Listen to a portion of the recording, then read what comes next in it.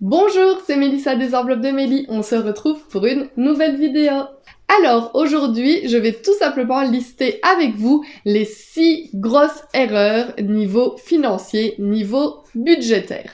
En numéro 1, c'est tout simplement le fait de négliger les petites dépenses. Qu'est-ce que j'entends par là? Eh ben, en fait, on peut souvent, et je pense que vous avez déjà été probablement dans le cas à un moment ou à un autre, vous dire « Oh, ça va, c'est pas pour 2 euros. Oh, ça va, c'est pas pour 5 euros. Oh, c'est juste 1 euro. » Voilà, on se reconnaît tous dans ce que je viens de dire. Mais sachez que 1 euro plus 2 euros plus 1 euro, bah, au bout du mois, ça peut valoir plusieurs dizaines, voire plusieurs centaines d'euros qui seront partis comme ça, sans vraiment l'avoir vu. Donc voilà, pour moi c'est vraiment quelque chose auquel il faut faire attention et il faut pas tomber dans le « ce n'est pas grave ». Voilà, moi c'est vraiment quelque chose que je faisais beaucoup avant, que mon compagnon faisait encore plus que moi, j'ai envie de dire, voilà, et c'est vraiment la phrase qui ressortait quand on voulait s'acheter un petit truc, voilà, c'est pas grand chose, un petit bonbon, une petite bouteille de coca, mais voilà, oh ça va, c'est pas pour 2 euros. Eh bah si, figure-toi, si, c'est pour 2 euros, parce que tes 2 euros aujourd'hui, plus les 2 euros de demain, plus les 2 euros d'après-demain, et bah au bout du mois, on en sera à 30, 60, 90 euros qu'on n'aura rien vu venir, et avec ce montant-là, on aurait pu faire autre chose. Donc voilà pour ce qui était du premier point, donc ne pas négliger les petites dépenses. Alors, l'erreur numéro 2 sera de ne pas prévoir l'imprévisible. Mais vous allez me dire, mais comment c'est possible de prévoir l'imprévisible? Eh ben si, il faut se dire que dans la vie, il peut toujours arriver un couac. N'importe quand, n'importe où, n'importe comment, et c'est sûr, il arrive toujours à un moment un couac. Si vous n'avez pas prévu ce couac, eh ben on peut tout simplement se retrouver très très vite à s'endetter pour essayer justement de payer ce petit couac. Ce petit ou ce gros couac, tout dépend sur quoi on tombe. Donc il est très important de prévoir l'imprévisible, notamment en se créant un petit ou un gros fonds de secours. C'est donc, si vous faites le système des enveloppes budgétaires comme moi j'ai une enveloppe nommée fonds de secours dans laquelle j'essaye de mettre de l'argent pour justement, si voilà, un jour, je ne sais pas, j'ai mon frigo qui lâche, j'ai ma machine à laver qui lâche, j'ai un gros souci, que sais-je, il peut y avoir tellement de choses en fait qui peuvent se passer, qui nécessitent de l'argent, que voilà, il faut vraiment rester ouvert à toute éventualité et se constituer un fonds de secours pour prévoir l'imprévisible. L'erreur numéro 3 sera pour moi les dépenses impulsives, les dépenses compulsives. Vous voyez ces petites dépenses effectuées sur un coup de tête, voilà, vous avez envie et du coup vous achetez. Petit exemple, on se promène à un endroit où on n'a pas l'habitude d'aller, je ne sais pas, imaginez, voilà, vous êtes parti, je sais pas, dans un magasin où vous n'avez pas l'habitude d'aller, vous y allez une fois tous les 5 ans, et là vous tombez sur l'objet, vous dites « il me le faut ». C'est trop beau, c'est vraiment ce qu'il me faut, c'est ce qu'il y a à la maison. Bon, d'accord, ça a un certain coût, mais voilà, il me le faut, voilà, c'est comme ça. J'ai craqué, je l'achète, j'ai 250 € sur le compte, c'était censé être pour l'imprévisible, voilà, qu'on vient de voir juste avant. C'est un petit fonds de secours que je m'étais mis, c'est pas grave, je le renflouerai après.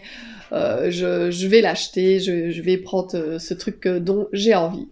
Eh ben non les gars, non, on ne fait pas ça. Pas de dépenses impulsives, pas de dépenses compulsives. Il y a d'ailleurs une méthode qui s'appelle la méthode bisou. Je saurais plus trop vous la redire là tout de suite ce que signifie chaque lettre, mais en gros, c'est une méthode qui dit qu'il faut attendre 30 jours avant de faire un achat. Voilà, pour voir si c'est un achat dont vous aviez vraiment besoin, ou justement si c'était un achat impulsif, un achat compulsif, mais en fait, en réalité, il n'y a pas vraiment, c'est pas quelque chose d'essentiel à votre vie, et même des fois, au bout de 2-3 jours, vous l'avez complètement oublié. Moi, ça m'arrive très très régulièrement d'avoir ce genre d'envie d'achat impulsif. Voilà, moi j'ai très peu de patience. Moi, généralement, quand je veux quelque chose, il me le faut tout de suite. Voilà, moi, pour certaines choses, je n'ai vraiment pas de patience. Mon compagnon le sait, c'est d'ailleurs quelque chose qui nous fait très rigoler assez souvent, mais je n'ai pas du tout de patience, et quand j'ai décidé qu'il me fallait quelque chose, je le veux tout de suite. C'est quelque chose que j'essaye de ne plus faire. Et maintenant, quand j'ai envie de quelque chose, et bah j'attends. La plupart du temps, j'oublie tout simplement. Voilà, je ne sais même plus de quoi j'avais envie, parce que voilà, ça fait partie. Ou alors, de moi-même, je me dis non, c'est vrai, c'était un achat stupide, c'était un achat compulsif, j'ai pas vraiment besoin de ça, ça ne sert pas à grand chose. Voilà, mon esprit arrive à se raisonner tout seul pour éviter l'achat. Ou si au contraire, plusieurs jours, plusieurs semaines après, j'y pense encore et je le veux vraiment, vraiment, vraiment, et ben dans ce cas-là, je le budgétise d'une autre manière pour pouvoir me l'acheter, mais en aucun cas maintenant, on fait des achats compulsifs, impulsifs, de se dire je le veux, maintenant, je l'ai vu, je le veux, je le prends. D'autant plus si c'est un achat assez cher ou d'un certain montant. Voilà, c'est plus c'est cher, plus il faut prendre le temps avant de se décider d'acheter quelque chose. Alors, une autre erreur à éviter sera tout simplement de ne pas mettre d'argent de côté. Alors moi c'est quelque chose que je n'ai pas fait d'ailleurs pendant des années où je ne suivais pas mon budget et je ne mettais en réalité pas d'argent de côté du tout. Alors maintenant, avec le système des enveloppes, si vous le faites également, vous avez l'habitude de catégoriser vos dépenses et d'essayer d'épargner dans toutes vos catégories un petit peu tous les mois. Et c'est une très très bonne chose.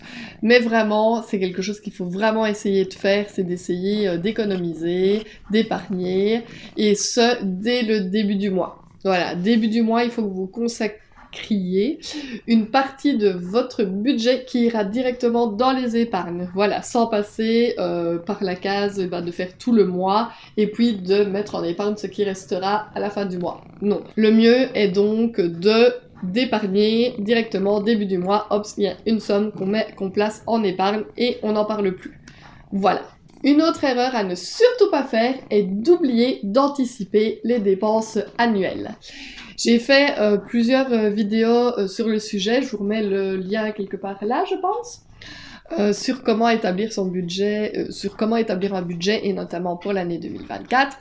Et il y a un point très important là-dedans, c'est de prévoir justement toutes les dépenses annuelles, tout ce qui nous tombe dessus sur une année. Il faut que vous vous posiez un jour à table, voilà, avec votre petite feuille et votre petit bic, et que vous écriviez toutes les dépenses qui vous tombent dessus sur une année, en veillant bien à penser à tout. Que ce soit les taxes automobiles, les assurances vie, les assurances incendie, le cadastre de la maison, la taxe des poubelles, enfin voilà, vraiment noter tout ce qui arrive sur une année, et essayer de budgétiser ça. Voilà, c'est vraiment très important, ne pas oublier toutes ces dépenses qui arriveront coûte que coûte pendant l'année, que vous y ayez pensé ou pas. Donc le mieux est d'y avoir pensé et de s'être préparé à ces dépenses. Et donc, une autre erreur du coup qui coule de source est tout simplement de ne pas avoir un budget. Voilà. L'erreur à ne surtout donc pas faire est de ne pas planifier son budget. Ça aussi, je parle en connaissance de cause, pendant des années, en fait, en y pensant, je ne sais même pas comment je faisais avant de faire mon budget. Parce que, maintenant que je le fais, ça semble tellement naturel et évident qu'il faut prévoir et anticiper ses dépenses. Mais pourtant, pendant des années, je ne l'ai pas fait, c'est-à-dire qu'on recevait notre salaire, mon compagnon et moi, et puis voilà. On usait l'argent, on payait les factures, on allait faire les courses et tout ça. Mais il y avait pas de limite. Je ne savais pas, voilà, que je devais me contenter de 300 € par mois pour les courses. Je ne savais pas que je devais mettre 60 € plus ou moins pour la santé. Je ne savais pas quel anniversaire allait tomber quand.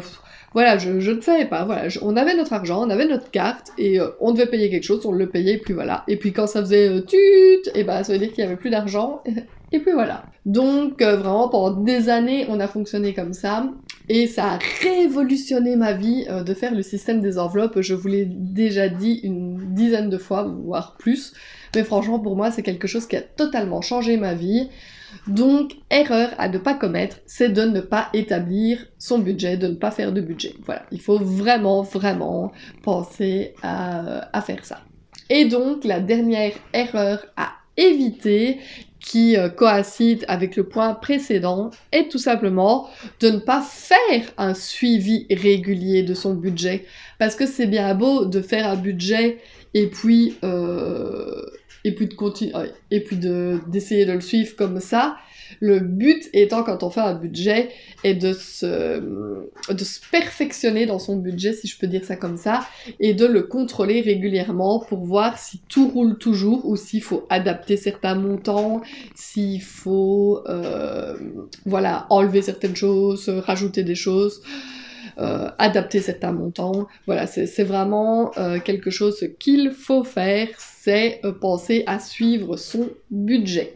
Voilà, c'est donc tout pour cette petite vidéo, mais j'avais envie avec vous, voilà, de citer les erreurs principales qu'on commet tous à un moment ou un autre de notre vie, je pense, concernant les finances, concernant le budget, et c'est les erreurs que la plupart des gens commettent.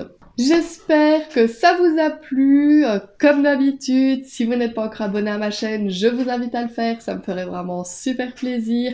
N'hésitez pas à me laisser des petits commentaires, des petits pouces vers le haut, et moi je vous dis tout simplement à bientôt dans une prochaine vidéo. Bye bye!